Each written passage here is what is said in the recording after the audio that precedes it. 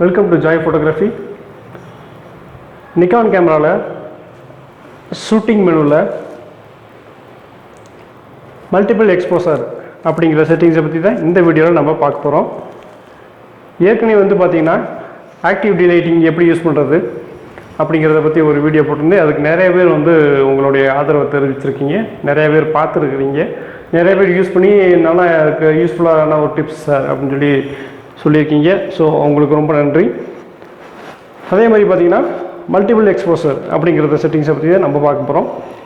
நான் யூஸ் பண்ணிக்கிற கேமரா பார்த்திங்கன்னா நிக்கான் D7000. மேக்ஸிமம் 7 சீரியஸில் எல்லாமே இந்த ஆப்ஷன் இருக்கும் அப்படின்னு நான் நம்புகிறேன். இல்லை அப்படின்னா உங்கள் கேமராவில் நீங்கள் செக் பண்ணி பாருங்கள். மல்டிபிள் எக்ஸ்போசர் இப்போ ஆஃபில் இருக்குது. ஆன் பண்ணிக்கங்க.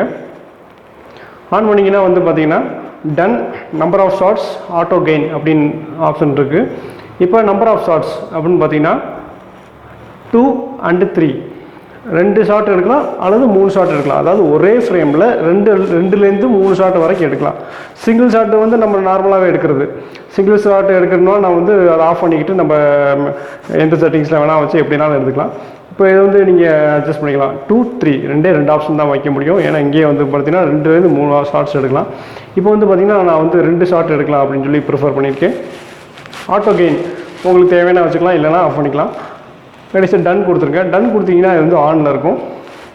ஆன் பண்ணதுக்கப்புறம் பார்த்தீங்கன்னா நீங்கள் ஷார்ட் எடுக்கலாம். இப்போ பார்த்தீங்கன்னா நான் ஒரு ஷார்ட் எடுத்திருக்கேன். எக்ஸாம்பிள் பார்த்தீங்கன்னா AB 2 லெட்டரை நான் செவுத்தில் ஒட்டியிருக்கேன்.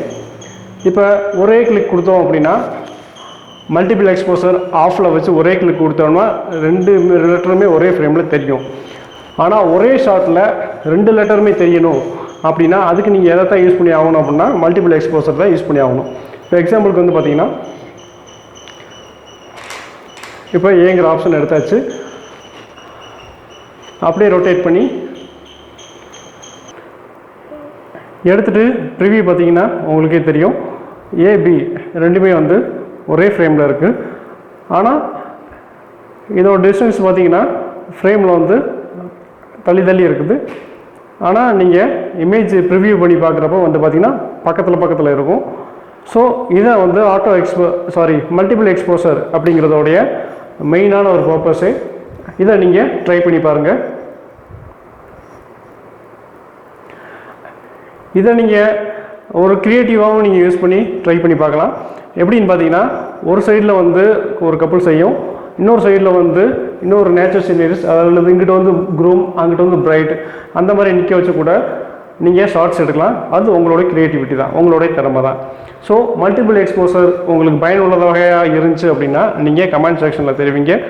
உங்களுக்கு ஏதாவது டவுட்ஸ் இருந்தால் நீங்கள் கமெண்ட் பாக்ஸில் தெரிவிக்கலாம். என்னால் முடிஞ்ச வரைக்கும் நான் உங்களுக்கு ஹெல்ப் பண்ணுறேன். இந்த யூடியூப் சேனல் உங்களுக்கு பிடிச்சிருந்துச்சு அப்படின்னா சப்ஸ்கிரைப் பண்ணுங்கள். கூடவே பெல் ஐக்கானை டச் பண்ணுங்கள். அதுக்கப்புறம் ஆல் அப்படிங்கிற ஆப்ஷனையும் டச் பண்ணுங்கள்.